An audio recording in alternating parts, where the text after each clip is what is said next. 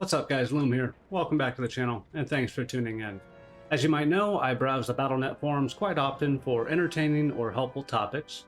And leading into this season and currently, I do see many topics requesting Undercoins to be transferable. In Season 1, these were a transferable currency. They are not anymore. What confuses me about this request is that basically everything on the vendor is already warbound. The only things that aren't are Restored Coffer Keys. Completely understandable that people would like to purchase these to send them to their alts, or even be able to transfer them like any other warbound currency.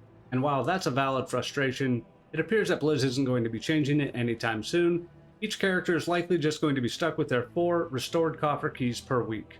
If you're not already familiar, Restored Coffer Keys are rewarded from up to the first 4 weekly chests that you get in any given week per character.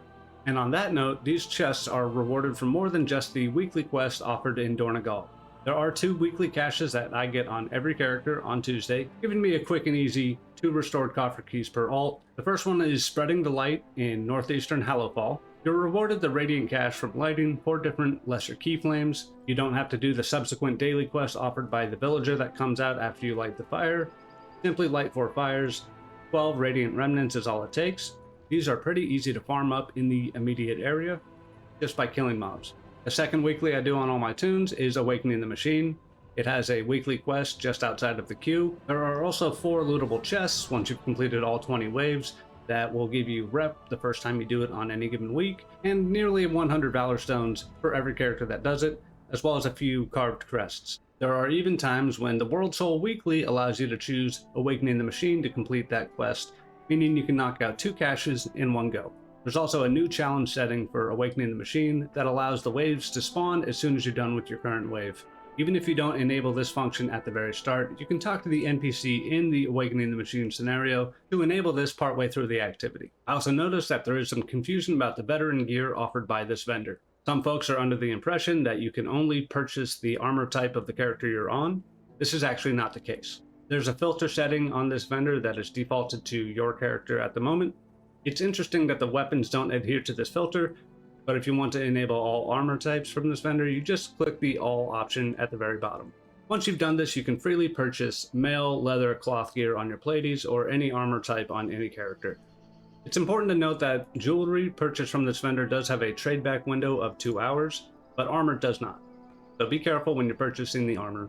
And as this armor is warbound, you can send it to your alts in the mail, you can throw it in your war bank, and pull it out on the alt. And while I can understand wanting to consolidate undercoins to make the larger purchases, when it comes to armor, they are relatively cheap. Everything is under 1k undercoins. The weapons are a bit pricier, but even on your alts, catch-up sparks are pretty easy to get. You're probably crafting your weapons anyway. And while this isn't the same as undercoins being warbound and fully transferable, I do think some of the outrage is a bit much. Perhaps this is a decision that they will revert down the line in the 0.5 or 0.7 patch. I wouldn't count on it. But functionally, everything from the vendor, besides the Restored Coffer Keys, is already warbound. And that's all I got for this one. Just mostly wanted to point out the armor filters and how you can view them on any alt that you needed. I think the vendor filter is not something that's immediately obvious to a lot of people. And while this isn't perfect, clearly Blizz wanted to do something to limit the Restored Coffer Key purchases, which aren't even opened up until you get very late into the Delver's journey, as I understand. But that's all I got for this one. Like the video if you found it helpful. Subscribe to the channel to stay up to date for solo challenges and more random helpful stuff like this. Thanks for watching. We'll see you in the next one. Peace.